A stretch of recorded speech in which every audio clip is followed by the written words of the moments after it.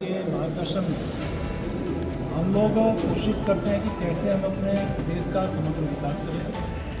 आप जानते हैं कि इससे पहले बजट प्रस्तुत किया था 89,000 करोड़ रुपए का, और उसके बाद जो आवश्यकताएं या नई स्कीम्स आई उसमें भी हमने अनुपूरक बजट के माध्यम से प्रावधान किया। ये 5,013 करोड़ का है,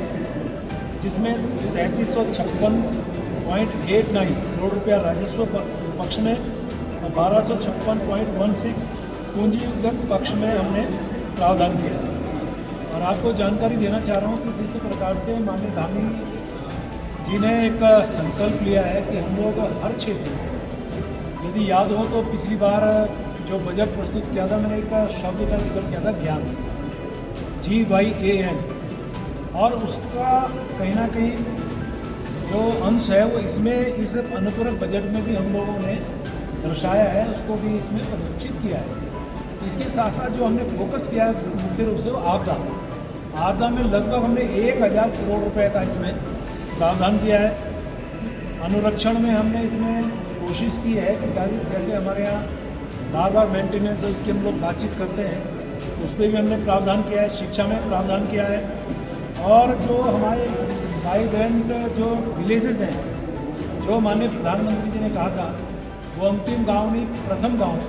यानी उसके लिए भी हमने 130 करोड़ का प्रावधान किया है। कुल मिला के यदि मैं कहूँ, आप देखिए कि जो हमारे सॉलिड वेस्ट NGT के निर्देश पर हमने जो प्रावधान किया 120 करोड़ रुपए का, स्थानीय निकायों के सशक्तिकरण के लिए 45 करोड़ का,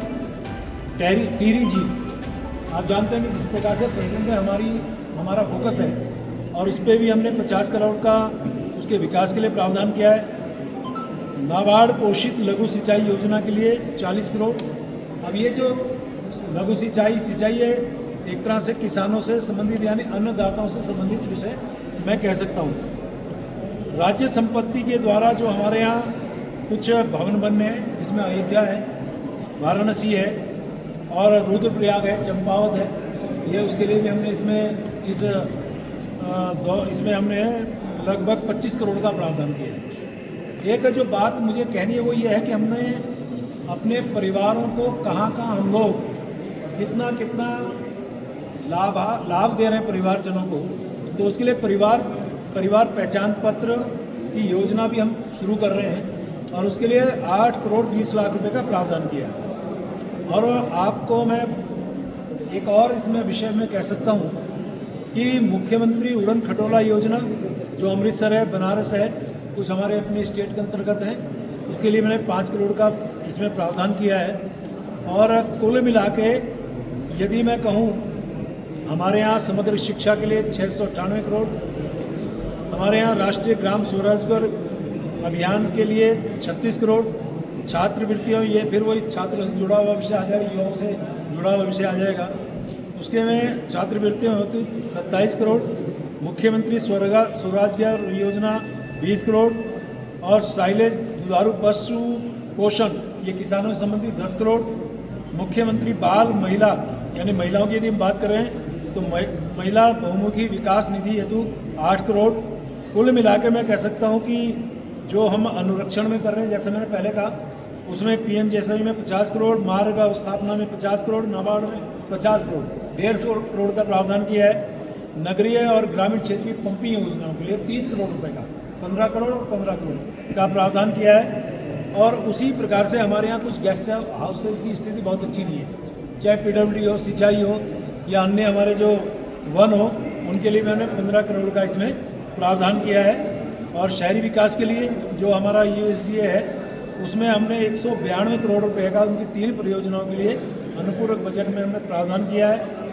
आप जानते हैं कि पीछे कंसेप्ट हमने लाया था यूनिटी मॉल का, जो हरिद्वार में बन रहा, आपको सबको पता ही है, उसका भूमि का भी विषय क्लियर हो गया, उसके लिए पैसा हमने 69 करोड़ रुपया हमने उसमें देने का काम किया है। EWS यानी गरीब, जो मैं अभी बात कर रहा था, ज्ञान जी फॉर गरीब, उसमें हमने EWS आवासों के लिए अनुदान की राशि रखी है 97 करोड़। प्रधानमंत्री Awas Yojana one time loan, उसके लिए भी 36 करोड़ का प्रावधान किया है। और आप लोगों को बार बार एक प्रश्न करते हैं निकाय चुनाव कब होंगे, उसके चुनाव के लिए भी 7 करोड़ रुपए का हमने प्रावधान किया है। यानी कि हमारी सरकार पूरी तरह से जो भी योजनाएं हैं, जहाँ जहाँ से जो हमारे विभागों ने काम किया है, जहाँ उनका आवश्यकता लगी, या जो नई स्कीम्स जैसे केंद्र सरकार की हैं, उन सब में हमने लगभग 5013 करोड़ रुपए का बजट में प्रावधान किया है। और ये पूरा आकार यदि मैं जोड़ लूँ तो लगभग 94,000 यानी 89,000 और 5,000 को मिला के 94,000 करोड़ का ये बजट हमारे इस वर्ष का हमारी सरकार के द्वारा इसमें प्रावधान किया है।